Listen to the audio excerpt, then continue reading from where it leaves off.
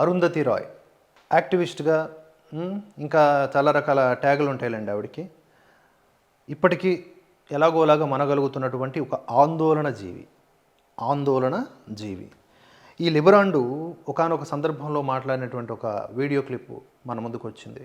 ఒకసారి దాన్ని నిశితంగా పరిశీలిస్తే వీళ్ళెంత స్టైలిష్గా, వీళ్ళంత పకడ్బందీగా, వీళ్ళంత నీట్ అండ్ కామ్గా ఈ దేశాన్ని ముక్కలు చేయాలి, ఈ దేశానికి చెడ్డ పేరు తీసుకురావాలి, ఈ దేశంలో అస్థిర పరిస్థితులు క్రియేట్ చేయాలని ఆలోచిస్తున్నారో స్పష్టంగా మనకు తెలిసిపోతుందండి. బాధ్యతాయుతంగా వ్యవహరించి మనం ఇటువంటి వారి పట్ల జాగ్రత్తగా లేకపోతే ఏమాత్రం ఏమరపాటులో ఉన్నా అంతే, మనల్ని వీళ్ళు ఈజీగా నాశనం చేస్తారు. ఉగ్రవాదుల పట్ల సానుభూతి, మనుషుల్ని చంపే వాళ్ళ పట్ల సానుభూతి, హిందుత్వం పట్ల ఒక రకమైన విష వైఖరి, ఇవన్నీ వీళ్ళకి నరాన కనిపిస్తూ ఉంటాయి. కానీ చాలా స్టైలిష్గా ఉంటారు. లైక్ ధ్రువరాతి, ఇక్కడ తుచ్చ, ఇలాంటి ఆందోళన జీవి అరుంధతి రాయ్, వీళ్ళ పేర్లు, వీళ్ళ తాలూకా లుక్స్ అన్నీ కూడా ఒక ఇంజనీరింగ్ స్టూడెంట్ లాగా ఉంటాయి. చాలా చాలా ఒక పెద్ద కార్పొరేట్ స్థాయిలో ఉన్నట్లుగా ఉంటాయి. కానీ తుచ్చాన్ని పక్కన పెట్టండి, మిగతా వాళ్ళు చాలా వరకు అలాగే ఉంటారు.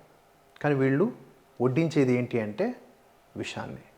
ఈ దేశంలో అలజడి ఎలా క్రియేట్ అవ్వాలి, హిందుత్వం పట్ల ఒక రకమైన నెగిటివ్ నెరేటివ్ ఎలా బిల్డ్ చేయాలి, ఇవి తప్ప ఇంకొకటి వీళ్ళ లక్ష్యం కాదు. వీళ్ళు వాటి కోసమే నియమించబడిన వాళ్ళు. వీళ్ళు అలా నియమించబడటం ద్వారా వచ్చేటటువంటి రకరకాలైనటువంటి వాటికి మరిగిన వాళ్ళు. సో ఇలాంటి వాళ్ళని ఏమంటారు, ద్రోహులను అంటారా లేదా?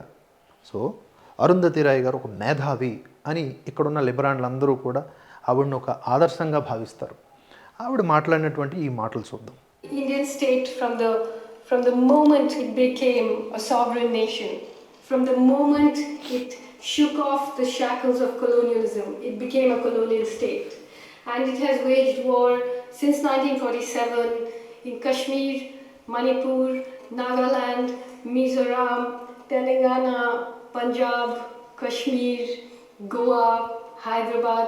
If you look at it, it's like a state that has been perpetually at war, and a military war, and deploying the army against its own people. The state of Pakistan has not deployed its army against its own people in the way the democratic Indian state has.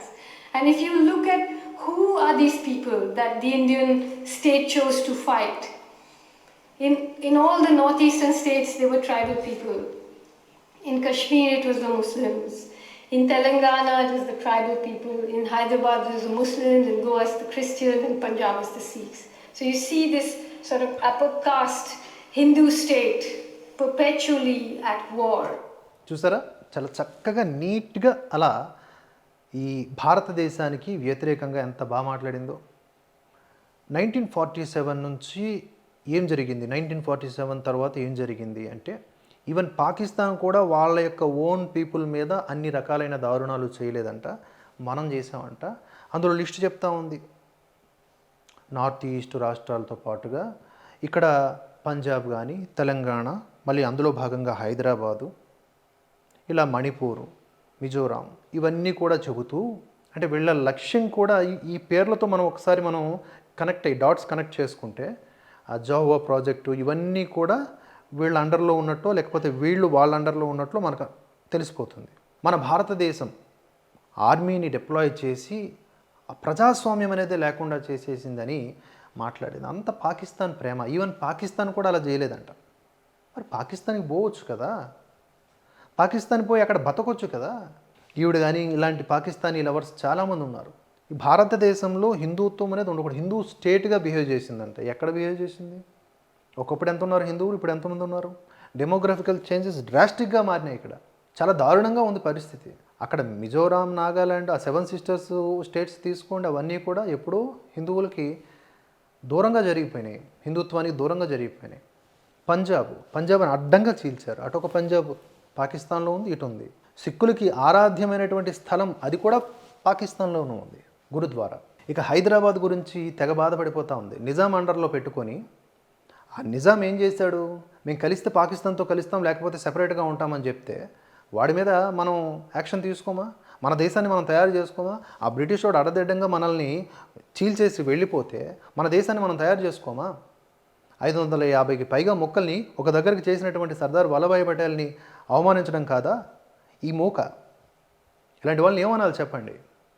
Kashmir, Muslims, ఆ తర్వాత Telangana tribals, Telangana అంటే tribals అంట మొత్తం, Manipur tribals, అందరూ చూసుకోండి అక్కడంతా కూడా హిందూ ఏతరులు ఉన్నారు, సో హిందువులు ఇదంతా చేశారు అనేలాగా మాట్లాడుతూ ఉంది.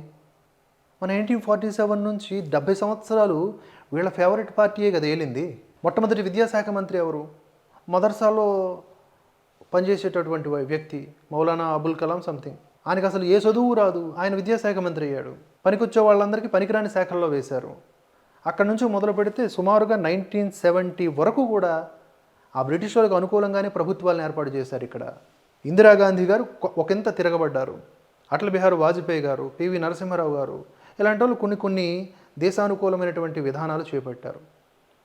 అరే 1947 నుంచి ఇప్పటి వరకు ఏం జరిగిందనే విషయాన్ని చాలా తెలివిగా ఇగ్నోర్ చేసేసి పాకిస్తాను అక్కడ ఉన్నటువంటి హిందువుల్ని ఊచకోత కోసి ట్రైన్లో పంపిస్తే శవాల గుట్టల్ని, దాని గురించి మాట్లాడిందా? ఇది మాట్లాడలే. అవన్నీ ఇగ్నోర్ చేస్తారు వీళ్ళు. అలాగే బంగ్లాదేశ్లో హిందువుల్ని ఊచకోత కోసినప్పుడు వీళ్ళందరూ ఎక్కడికి వెళ్ళిపోయారు? ఇన్ని దారుణాలు జరిగిన సిక్కుల ఊచకోత గురించి మాట్లాడిందా ఈవిడ? లేదు. సో వీళ్ళ తెలివితేటలు అలా ఉంటాయి. చాలా స్టైల్గా కనిపిస్తారు, స్మార్ట్గా బిహేవ్ చేస్తారు, కానీ బుర్ర నిండా ఉన్నది విషమే. యాంటీ నేషనల్స్ అంటే సరైన నిర్వచనం వీళ్ళని చూపిస్తే తెలుస్తుంది. కానీ మనం ఏంటంటే అల్టిమేట్ లుక్స్ చూసి మోసపోతాం. వాళ్ళ మాట తీరు, వాళ్ళ జెస్చరు, the way of delivery of words, presentation, ఇవి చూసి వీడేదో మేధావి, ఇది ఎవరితో మన అపర చాణక్య అని అనుకుంటాం మనం. ఏమీ కాదు.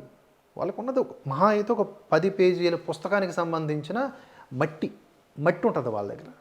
హిందూ ద్వేషం 10 లైన్లు అదే ఉంటుంది. ఈ భారతదేశాన్ని ఇంకా మొక్కలు చేయాలి, కాశ్మీర్ని సెపరేట్గా చూడాలి, మణిపూర్ని సెపరేట్గా చూడాలి, 7 సిస్టర్స్ ఒక కంట్రీలాగా మార్చాలి, బంగ్లాదేశ్కి సెపరేట్గా ఇంకొంచెం అవసరమైతే చికెన్ నెక్ని చేయాలి, హైదరాబాద్ ఇక్కడ ఉంది కదా, ఈ హైదరాబాద్ని ఒక స్పెషల్ స్టేట్ చేయాలి, అక్కడ లైక్ మలప్పురం లాగా. ఇన్ని లక్ష్యాలు ఉన్నాయండి వీళ్ళకి. మనమేమో అలా కూర్చొని ఉందాం. Favourite hero, cinema release, favourite party నాయకుడు, మన కులపు నాయకుడు, ఇందులో ఉందాం మనం. అప్డేట్స్ కొనసాగుతూనే ఉంటాయి. Keep watching Bharatavarsha. జై హింద్, జై భారత్.